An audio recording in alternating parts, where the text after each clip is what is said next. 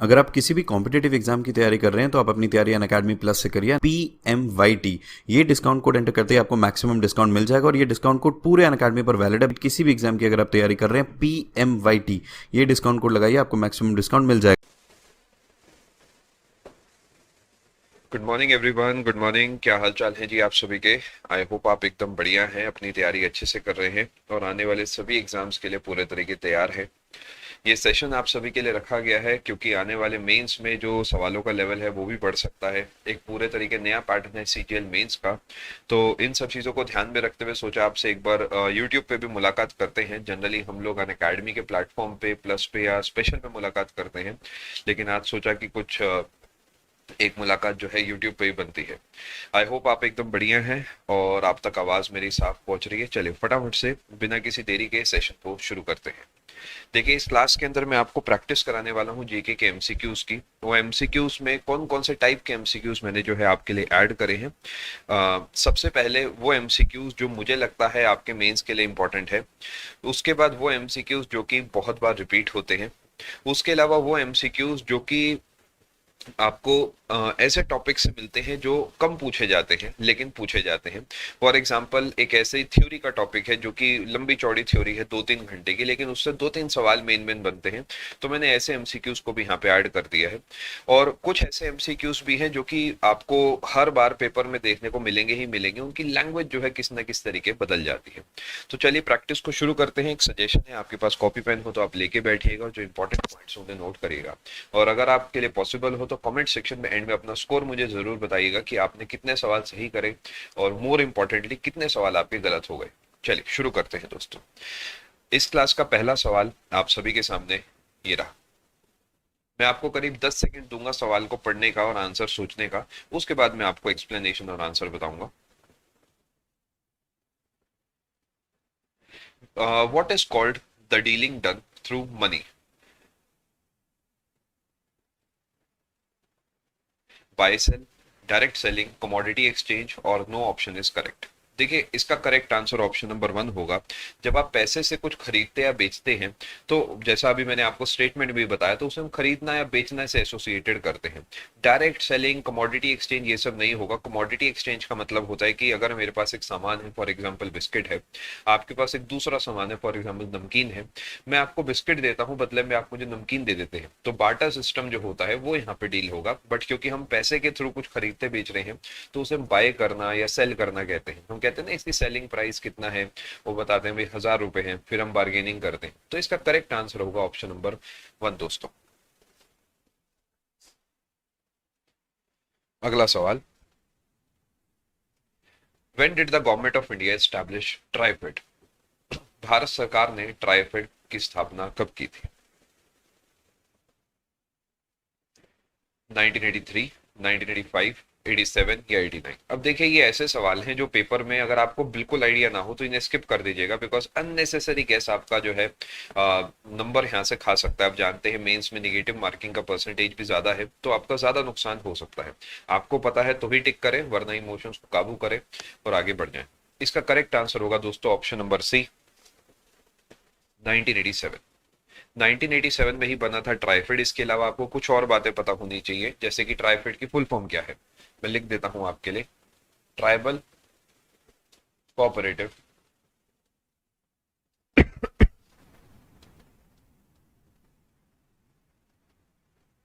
Marketing development federation of India.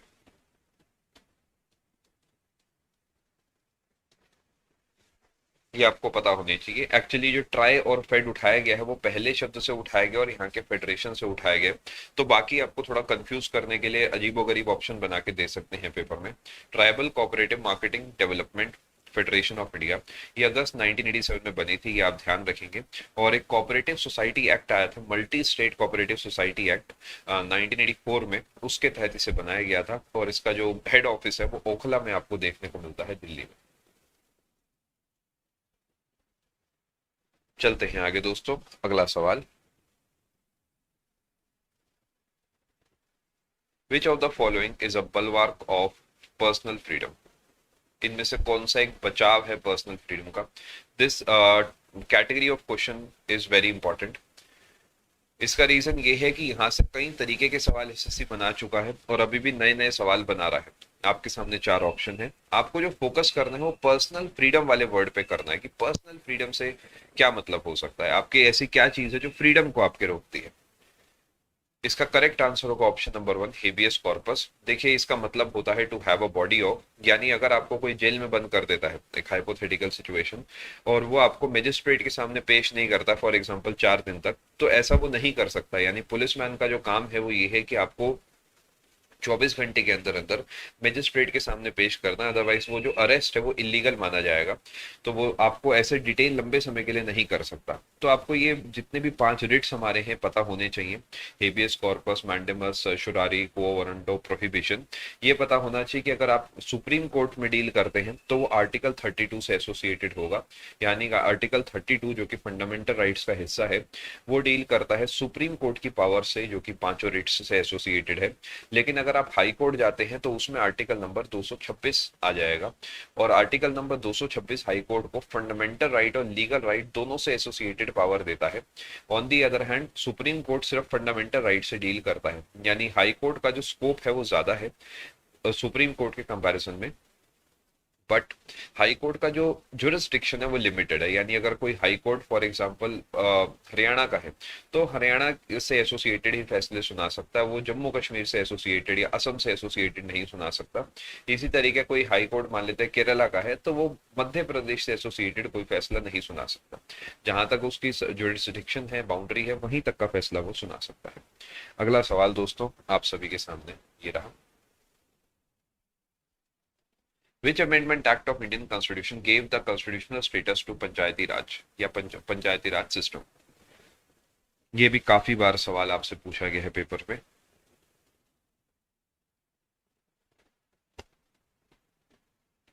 Seventy first, 72nd, 73rd, 74th correct answer दोस्तों option number 3 होगा। 73rd जो आपका amendment act है, माफी चाहेंगे, 73rd अमेंडमेंट एक्ट ऑफ 1992, ये आप ध्यान रखेंगे, ये पंचायती राज से जुड़ा है। इसी तरीके आपसे कोई म्यूनिसिपैलिटी का पूछता है तो वो इससे अगला ही है, ईयर सेम रहेगा। 74th अमेंडमेंट एक्ट ऑफ 1992, ये दोनों ध्यान रखिएगा, दोनों काफी ज्यादा इंपॉर्टेंट है, काफी बार पेपर में पूछे जाते हैं। इसके अलावा ये भी पूछ सकता है कौन सी अनुसूची, कौन सा शेड्यूल ऐसा है जो कि इनसे एसोसिएटेड है।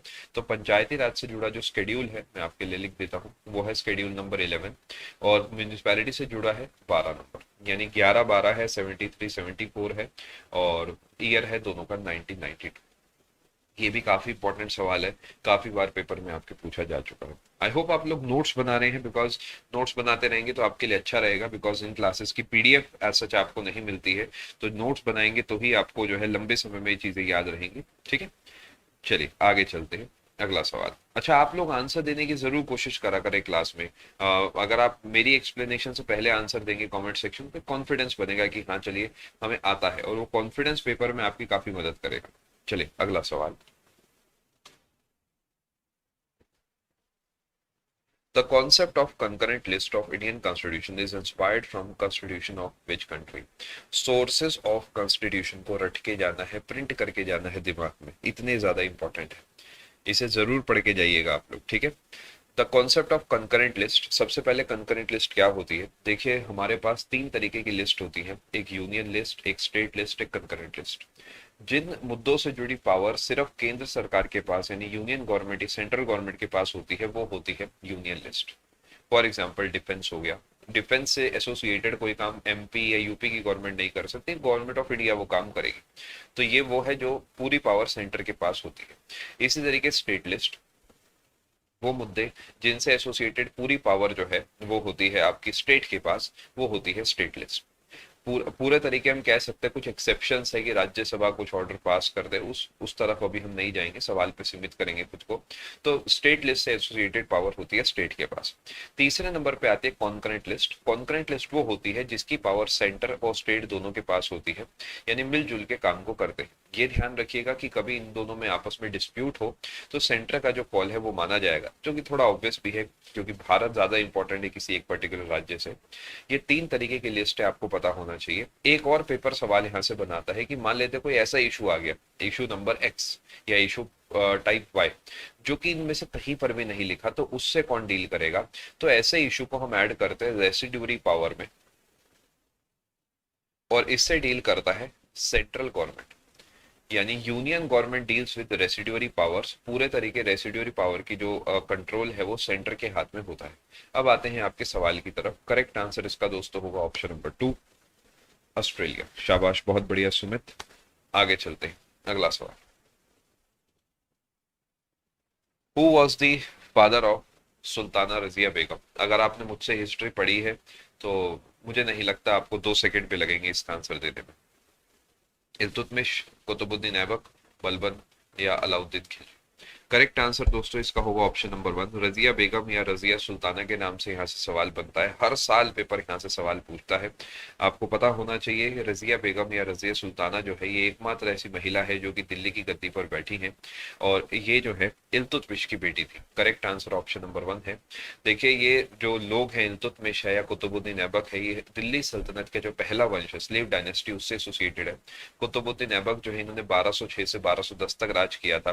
फिर 1211 से 1236 तक इल्तुतमिश का राज है। उसके बाद इनकी बेटी जो है उस गद्दी पर बैठती है। इनके बैठने से पहले इनका बेटा भी कुछ महीनों के लिए बैठता है, बट अभी के लिए वो इंपॉर्टेंट नहीं है। 1236 से 1240 आप ध्यान रखेंगे, 4 साल के लिए बैठी है। इनके बाद कोई भी महिला ऐसी नहीं है जो कि उस गद्दी पर बैठी। करेक्ट आंसर ऑप्शन नंबर 1 है इल्तुतमिश। ये भी ध्यान रखेंगे, इल्तुतमिश को स्लेव ऑफ स्लेव बोला जाता है क्योंकि ये कुतुबुद्दीन ऐबक के गुलाम थे, और कुतुबुद्दीन ऐबक खुद मोहम्मद घोरी के गुलाम थे। तो ये गुलाम के गुलाम हो गए, इसलिए आपसे पेपर कभी पूछे कि स्लेव ऑफ स्लेव कौन है, तो आप आंसर इल्तुतमिश दे सकते हैं। बहुत बढ़िया सुमित, बिल्कुल सही जवाब आपका। अगला सवाल। Which of the following Indian ruler thrown the Greeks out of India? Ashoka, Bindusara, Chandragupta Maurya? Correct answer दोस्तों इसका है option number C, Chandragupta Maurya. आप जानते हैं सेल्यूकस निकेटर से एसोसिएटेड जब हम बात करते हैं तो उसमें हम पढ़ते हैं कि चंद्रगुप्त मौर्य के पास इतनी बड़ी आर्मी थी कि वो आर्मी को देख के ही डर गए थे, और ये युद्ध ऐसे ही खत्म हो गया था, वो वापस चले गए थे। Correct answer option number C है दोस्तों, चंद्रगुप्त मौर्य। थोड़ा सिंपल सवाल है, आगे चलते हैं, अगला सवाल।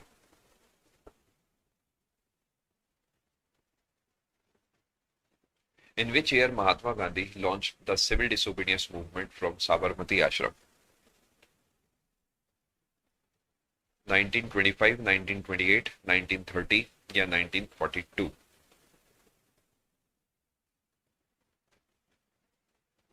करेक्ट आंसर दोस्तों ऑप्शन नंबर सी है। आपसे ये भी पेपर पूछ सकता है कि कहां तक लॉन्च करी थी, तो देखिए सिविल डिसोबीडियंस मूवमेंट ही सॉल्ट सत्याग्रह है, और यही है डांडी मार्च। तो तीनों बातें एक ही है, सिविल डिसोबीडियंस मूवमेंट और सॉल्ट सत्याग्रह और डांडी मार्च एक ही बात है, कोई फर्क नहीं है इनमें।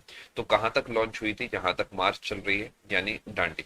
यानी फ्रॉम साबरमती आश्रम के आगे लिखता है टू, तो आप आंसर देंगे डांडी। करेक्ट आंसर ऑप्शन नंबर 3 है, 1930 में लॉन्च हुई थी। और इसका सिविल डिसोबीडियंस मूवमेंट जो है खत्म हुई थी 1931 में। 1931 में एक पैक्ट साइन हुआ था जिसे हम गांधी विन पैक्ट बोलते हैं, 5 मार्च 1931 को। इसके तहत काफी सारे फैसले लिए गए थे। मैं चाहूंगा कि आप एक बार ये सारे फैसले पढ़ लेना, क्योंकि यहाँ से सीजीएल 18 में एक बार सवाल बना था, विच of the following is not one of the key finds या फीचर्स ऑफ गांधी इम्पैक्ट। तो पढ़ लेना एक बार, आपके लिए अच्छा रहेगा। करेक्ट आंसर इसका ऑप्शन नंबर सी है। अगला सवाल। मैंने अपनी तरफ से सारे सब्जेक्ट से सवाल इसमें ऐड करे, चाहे वो स्टैटिक जीके हो, चाहे वो ज्योग्राफी हो, इकोनॉमिक्स हो, कुछ फैक्चुअल सवाल हो, पॉलिटी हो, अपनी तरफ से सब कुछ ऐड करा है। आप बस प्रैक्टिस करते रहिए। Which of the following folk dances is associated with Rajasthan? बिल्कुल सही सुमित, विधि, गैर, राउफ या छोरा? दोस्तों करेक्ट आंसर इसका होगा ऑप्शन नंबर 2। आपको राजस्थान से एसोसिएटेड डांस बताना है। जो विधि डांस है ये आंध्रा वाले इलाके से एसोसिएटेड है। रौफ आप जानते हैं, रौफ, हफीजा, हिक्कत, ये सब जम्मू कश्मीर से एसोसिएटेड है। और जो झोरा है ये मेनली उत्तराखंड यूपी वाला जो इलाका है वहां से एसोसिएटेड, यूपी प्लस उत्तराखंड। ये बाकी ऑप्शंस को भी नोट कर लिया करो, क्योंकि अगली बार सीधा क्या करेगा, पूछेगा झोरा कहाँ से एसोसिएटेड है या रॉफ कहाँ से एसोसिएटेड है, तो गलत ऑप्शन भी हमारे लिए काफी इंपॉर्टेंट होते हैं। बहुत बढ़िया, प्रभात ने भी सही आंसर दिया है। अगला सवाल, which of the following states has the famous Nabakalebara festival. काफी बार ये पेपर पूछता है आपसे। ये भी आपसे पूछ सकता है किससे एसोसिएटेड है, इस तरीके भी आपसे पूछ सकता है। तो उसका आंसर जगन्नाथपुरी आप दे सकते हैं। अगर आपको जगन्नाथपुरी जी के बारे में पता है तो आपका आंसर अब तक आ गया होगा। बिल्कुल सही, प्रभात ने सही आंसर दिया है। करेक्ट आंसर ऑप्शन नंबर 4 है इसका, उड़ीसा। आगे चलते हैं। अगला सवाल,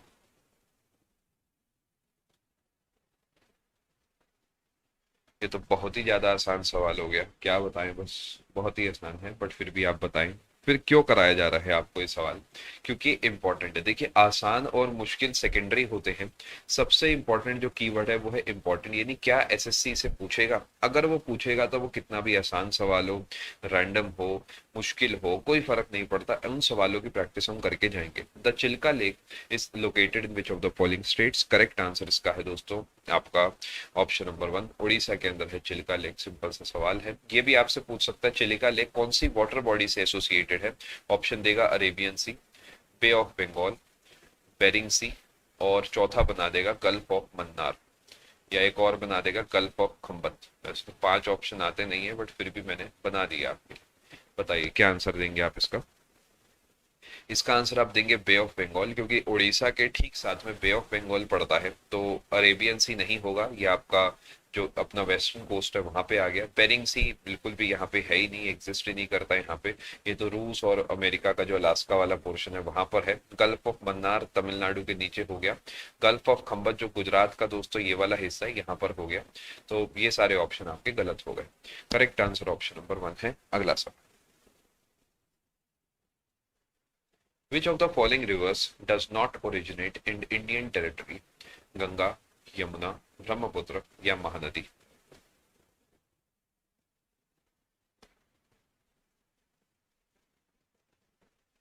बिल्कुल सही प्रभात, सुमित ने भी सही बताया, बे ऑफ बंगाल। गंगा, यमुना, ब्रह्मपुत्र या महानदी। देखिए, करेक्ट आंसर इसका ऑप्शन नंबर सी होगा। ये क्यों होगा, क्योंकि जो ब्रह्मपुत्र है ये तिब्बत से इसका ओरिजिन होता है, और Tibet politically a part of China है। तो करेक्ट आंसर आपका हो गया दोस्तों ऑप्शन नंबर सी। ठीक है, आगे चलते हैं, अगला सवाल देखते हैं।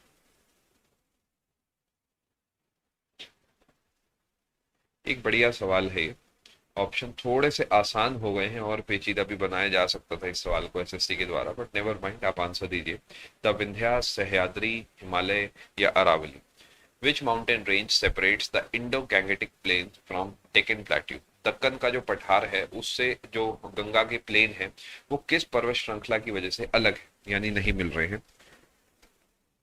करेक्ट आंसर होगा इसका ऑप्शन नंबर, बताएं फटाफट, मैं वेट कर रहा हूं आपका। Option number 1 Vindhya.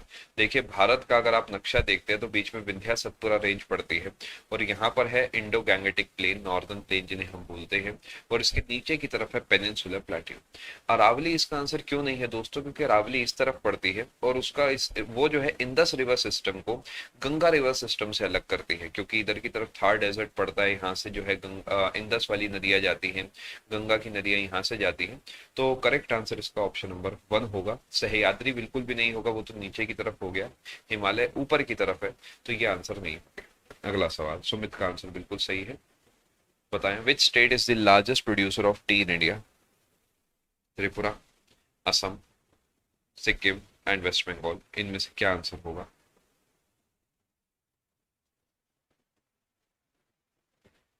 Correct answer option number 2 है इसका, असम इसका बिल्कुल सही आंसर है। आधी से ज्यादा जो चाय है वो यही बनाता है, यानी यहीं पे जो है उसका उत्पादन होता है।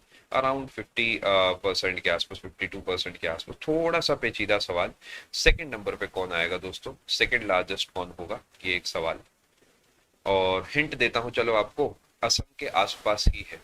अगले नंबर पे एक और सवाल आपसे पूछ सकता है कि कॉफी के मामले में फर्स्ट नंबर पे कौन आता है इंडिया में, और सेकंड नंबर पे कौन आता है। देखिए इसका आंसर आप में से कौन देता है। कोई बात नहीं सुमित, वो कंफ्यूजन दूर हो गया, देखो क्लास को लगा के बताएं।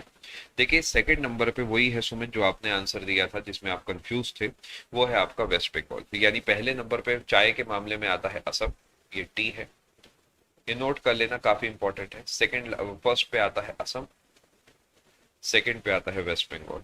ठीक है, सुमित ने कॉफी का आंसर सही दिया है कर्नाटक, बिल्कुल सही है। सेकंड नंबर पे इसके ठीक नीचे जो राज्य है वो आंसर है, देखिए जी कौन बताता है। कर्नाटक के ठीक नीचे वेस्ट तरफ पे कौन पड़ता है, आंसर है इसका केरला। यानी कर्नाटक और केरला कॉफी में जो है फर्स्ट और सेकंड है रिस्पेक्टिवली, और असम और वेस्ट बंगाल जो है वो चाय के मामले में फर्स्ट और सेकंड है रिस्पेक्टिवली। अगला सवाल दोस्तों आप सभी के सामने ये रहा।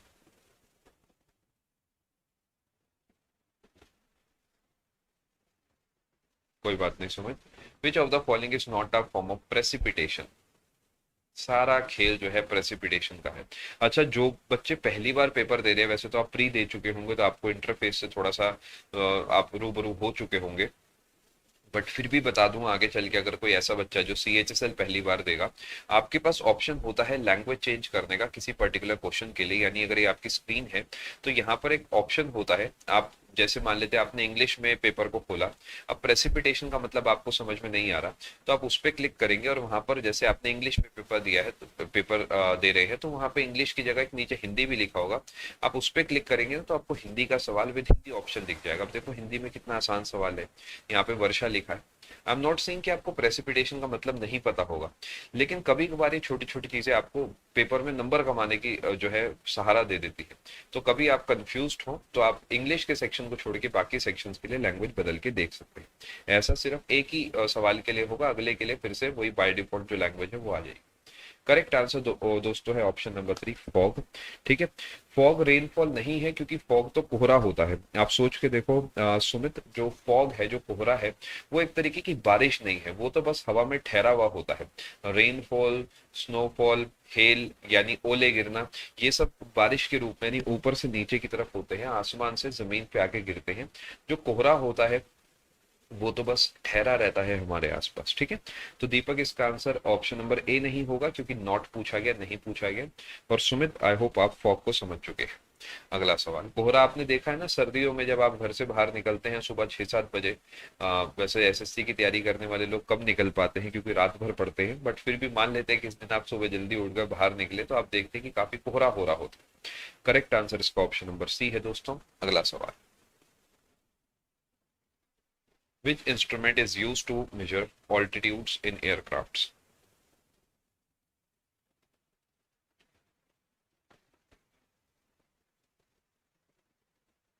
बताइए फटाफट। अब देखिए, जो जनरली मैंने देखा है बच्चे थोड़ी गलती करते हैं तैयारी करने वाले, वो ये है कि वो गलत ऑप्शंस को इग्नोर कर देते हैं। ऐसा तैयारी करते समय करना हानिकारक हो सकता है। यानी भले इस सवाल का आंसर आपको पता है ऑप्शन नंबर 4 है ऑल्टीमीटर, लेकिन आप बाकियों को जो है इग्नोर नहीं कर सकते क्योंकि कल को आप आपसे पूछ लेगा कि सीलियोमीटर क्या काम करता है, सीलोमीटर क्या काम करता है, तो आप फंस जाएंगे। कोई आप में से बता सकता है ऑप्शन नंबर 2 सीलोमीटर का क्या काम? करेक्ट आंसर इसका है दोस्तों, it measures the height of clouds. बादल कितने ऊंचे हैं ये उन्हें नापता है, लेजर टेक्नोलॉजी का इस्तेमाल करता है, और it measures the height of clouds. Option number C तो सिंपल है, नाम में ही एक्सेलरेशन आपको दिख रहा है तो हम उसे इग्नोर कर सकते हैं। It measures the height of clouds. ठीक है, एक्टिनोमीटर क्या काम करता है, ये भी एक मुश्किल सवाल बन सकता है। हाँ सुमित नोट कर लीजिए इसे आप अपने पास। It measures the intensity of UV radiation. Actinometer का काम है जो यूवी यानी अल्ट्रा वायलेट रेडिएशन है उनकी इंटेंसिटी को नापना या मापना। ठीक है, ऑप्शन नंबर 1 2 बता दिया, सी सिंपल एक्सेलरेशन से ही एसोसिएटेड है, चौथे नंबर पे ऑल्टीमीटर है। वो आपके ऑल्टीट्यूड को नापता है। अच्छा, ये ध्यान रखिएगा, कोई ऐसे बच्चे हैं जो पहली बार मुझसे यहाँ पे मुलाकात कर रहे हैं, मैं यूट्यूब पे भी आपके लिए बीच बीच में आता रहूंगा मिलने।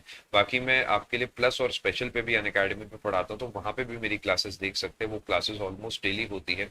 जैसे आज भी शाम को मेरी क्लास है 7:45 से 8:15 बजे, उसके बाद 8:30 से 9 बजे। तो आप अनअकैडमी के प्लेटफॉर्म पे प्रतियोगिता मंत्रा सर्च कर सकते हैं। वो स्पेशल क्लासेस है, तो दीज आर 100% फ्री क्लासेस। वहाँ पे भी आप आगे क्लासेस को लगा सकते हैं। वहाँ पे काफी सारी क्लासेस जो है मेरी चलती रहती है। ठीक है, चलिए आगे चलते हैं, अगला सवाल देखते हैं दोस्तों। बहुत इंपॉर्टेंट सवाल है पेपर के लिए, क्योंकि ये एक ऐसा टाइप है जहां से कई सारे सवाल बनते हैं, और ब्यूटी ये है इसकी कि छोटा सा टॉपिक है। यानी अगर आपने मान लेते हैं 15 मिनट दे दिए ना इस टॉपिक को, तो इससे बाहर सवाल बनेगा ही नहीं। मतलब अगर आपने 15 मिनट अच्छे से दिए तो बस इससे एसोसिएटेड जो सवाल है वो कवर हो जाएगा। What is called the nuclear reaction process in which a heavy nucleus splits into two nearly equal masses? Two nuclei of nearly equal masses. देखिए मैं आपको समझाता हूँ। अगर कोई कहता है कि दो छोटे छोटे न्यूक्लियस मिलते हैं और बड़ा न्यूक्लियस बनाते हैं, तो आप इसे कहते हैं कि फ्यूज कर रहे हैं आपस में। कैडबरी की फ्यूज है ना, वो उसमें कई सारी चीजों को फ्यूज करके बनाया गया। एटलीस्ट वो ऐसा कहना चाहते हैं, बाकी हमें क्या पता। यानी कई तरीके के मटेरियल को फ्यूज करके मिलाकर बनाया गया। इसी तरीके फ्यूजन डांस फॉर्म्स आपने सुने होंगे, जिसमें दो तीन डांसेस को मिक्स करके एक तरीके का डांस बनाते हैं। तो फ्यूजन में छोटे छोटे चीजें मिलके बड़ी चीज बनाते हैं, और ये होता है हाइड्रोजन बॉम्ब में फ्यूजन होता है, याद रखेंगे। इसी तरीके जो सन है, सन के अंदर फ्यूजन होता है, स्टार के अंदर फ्यूजन होता है। ये रट लीजिएगा दोस्तों, क्योंकि पेपर बहुत बार आपसे पूछता है। अगले नंबर पे फिशन। फिशन में क्या होता है, बड़ी चीज टूट के दो या दो से अधिक छोटी चीजें बनाती है। तो जैसे कि यूरेनियम, पोलोनियम, प्लूटोनियम या न्यूक्लियर रिएक्टर्स, उन सब में ये होता है। जो हिरोशिमा नागासाकी पे बॉम्ब गिरे थे उसमें फिशन हुआ था, फिशन बॉम्ब्स। करेक्ट आंसर, क्योंकि आपसे पूछा है कि बड़ा टूट के छोटे छोटे में कन्वर्ट होता है, तो इसका आंसर हो गया ऑप्शन नंबर सी, फिशन। अगला सवाल, which of the following is an electromagnetic wave?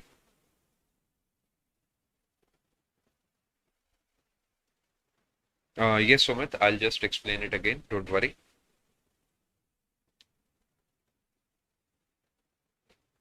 नहीं, फ्यूजन नहीं होगा सुमित। आई होप आपको समझ आ गया फ्यूजन और फिशन में क्या डिफरेंस है। जब बड़ी चीज टूट के छोटे रूप में जाती है तो फिशन होता है, और छोटी छोटी चीजें मिलके बड़ी बनती है तो फ्यूजन होता है। इलेक्ट्रोमैग्नेटिक वेव कौन सी है? Infrared, ultrasonic, sound, cathode. देखिए साउंड और अल्ट्रासोनिक ये तो आपकी लॉन्गिट्यूडनल वेव से एसोसिएटेड हो गई। इलेक्ट्रोमैग्नेटिक वेव वो होगी जो कि लाइट के स्पेक्ट्रम के अंदर आती है।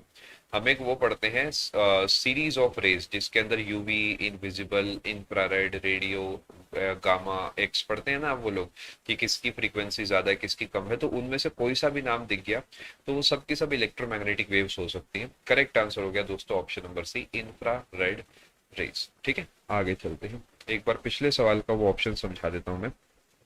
ठीक है, एक्टिनोमीटर वाला सवाल दोस्तों 1 मिनट लेके आपको फटाफट समझा देता हूँ। एक्टिनोमीटर जो है वो इंटेंसिटी नापता है यूवी रेडिएशन की। देखिए यूवी रेडिएशन यानी जो अल्ट्रावायलेट रेडिएशन है वो हमारे स्किन को नुकसान पहुंचाती है, क्योंकि इसकी फ्रीक्वेंसी या एनर्जी काफी हाई होती है। तभी आपने सुना होगा बहुत तेज धूप में लंबे समय के लिए रहोगे तो स्किन पे रैशेस हो जाएंगे, क्योंकि वो हमारे स्किन को नुकसान पहुंचाती है। तो उसकी इंटेंसिटी कितनी है कहाँ पर, उसे नापने के लिए जो इंस्ट्रूमेंट बनाया गया उसे एक्टिनोमीटर बोला जाता है।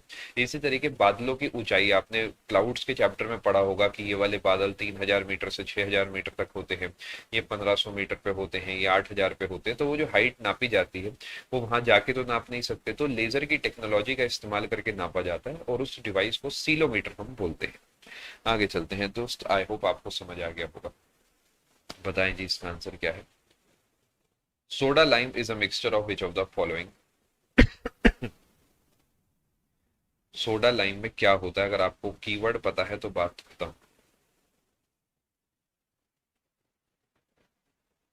करेक्ट आंसर इसका ऑप्शन नंबर 2 है दोस्तों, NaOH, और यानी सोडियम हाइड्रोक्साइड, और COH होल ट्वाइस यानी कैल्शियम हाइड्रोक्साइड। ठीक है, इसका इस्तेमाल जो करा जाता है it is used to absorb CO2। लिख देता हूं मैं,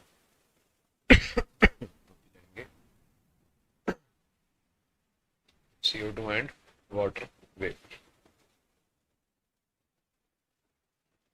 अगला सवाल,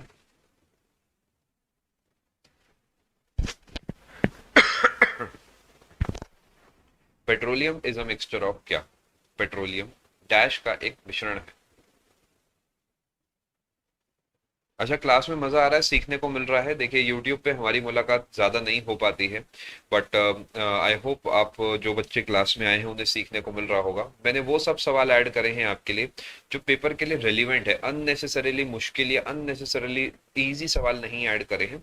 सिर्फ वो सवाल लगाए हैं आपके लिए स्क्रीन पे जो मुझे लगता है कि मेरा और आपका आधा घंटा डिजर्व करते हैं, जो पेपर के लिए इंपॉर्टेंट है। देखिए पेट्रोलियम और पेट्रोल में फर्क है। पेट्रोलियम के अंदर आपको पेट्रोल, डीजल, बहुत सारी चीजें देखने को मिलती है। बेसिकली उसमें कई सारी चीजों का मिक्सचर है, जैसा कि आप सवाल में देख सकते हैं, जिसमें से एक पेट्रोल है, जिसमें से एक नेचुरल गैस है, जिसमें से एक डीजल है, and so on so fourth. तो पेट्रोलियम एक्चुअली मिक्सचर है ऐसी चीजों का जिसके अंदर हाइड्रोजन और कार्बन पाया जाता है। तो करेक्ट आंसर आपका हो गया दोस्तों ऑप्शन नंबर 1, हाइड्रोकार्बन, ऐसी चीजें जिसमें हाइड्रोजन और कार्बन पाया जाता है। अगला सवाल, जैसे एग्जाम्पल के तौर पे C4H10, ये एक हाइड्रोकार्बन है या नहीं? जी हाँ बिल्कुल है। क्यों? क्योंकि इसमें हाइड्रो यानी हाइड्रोजन भी है, कार्बन भी है, बात खत्म। अगला सवाल, water gas is composition of which of the following? This is very important. आप में से कई सारे लोग जो है प्रोड्यूसर गैस और वाटर गैस में फंसते हैं, तो सोचा यूट्यूब वाले लोगों को भी तैयार करा दिया जाए। इसे याद कर लीजिएगा, डायरेक्ट पूछेगा प्रोड्यूसर गैस क्या है और वाटर गैस क्या है। वाटर गैस जो आपका है दोस्तों वो है option number C, carbon monoxide और हाइड्रोजन। इसी की जगह बस मैं एन कर दूंगा तो वो आपका बन जाएगा प्रोड्यूसर गैस, यानी नाइट्रोजन के साथ कार्बन मोनोऑक्साइड है प्रोड्यूसर गैस, और हाइड्रोजन के साथ कार्बन मोनोऑक्साइड है water gas. Option number C इसका सही आंसर है। अगला सवाल, the only country in the world whose flag is not a square और रेक्टेंगल इज क्या?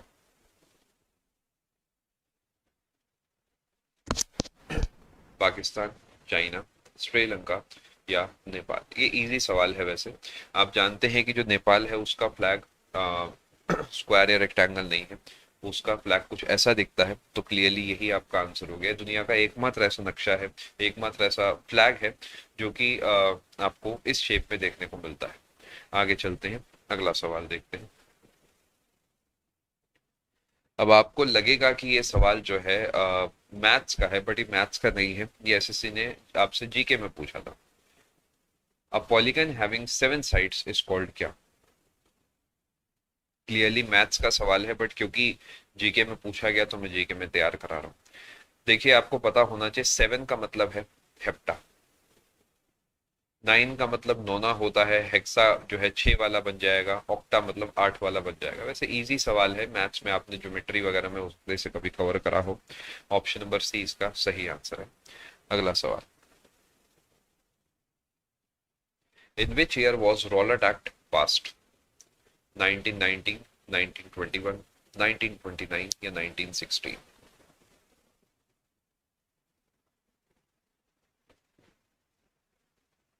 करेक्ट आंसर ऑप्शन नंबर 1 है दोस्तों। रॉलेट एक्ट 1919 में पास हुआ था, 18 मार्च 1919 में।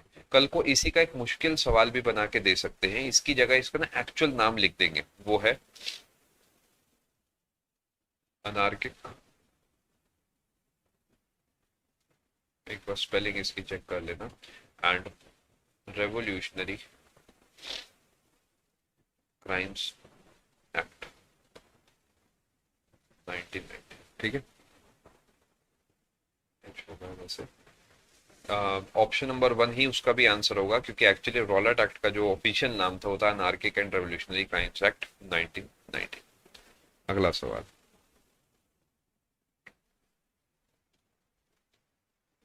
Find the odd one out.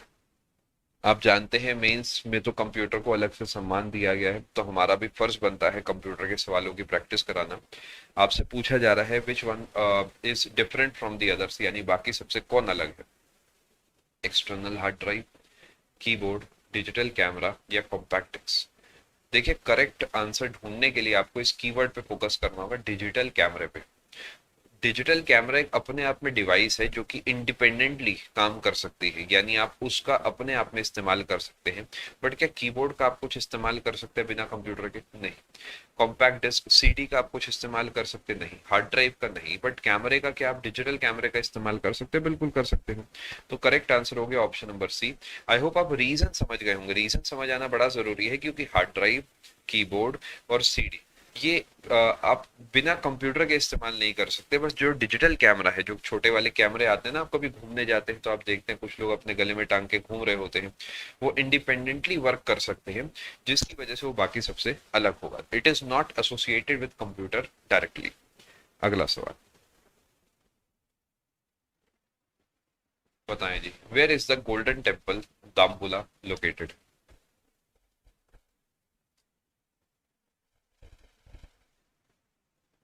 Malaysia, Sri Lanka, Philippines या इंडोनेशिया? याद रखेंगे, it is the largest cave temple in Sri Lanka. Correct answer आपका ऑप्शन नंबर बी है इसका। श्रीलंका के अंदर ही आपको ये मंदिर देखने को मिलता है, आपके सामने फोटो है, और इसे गोल्डन टेम्पल बोलते हैं। दाम्बुला में है, इस वजह से गोल्डन टेम्पल ऑफ दाम्बुला बोला जाता है। आई होप आप सभी को सीखने को मिल रहा होगा। मुझे बताएं एक बार कमेंट सेक्शन में, क्लास में आपको मजा आया या नहीं आया? आई होप आपको सीखने को मिला होगा।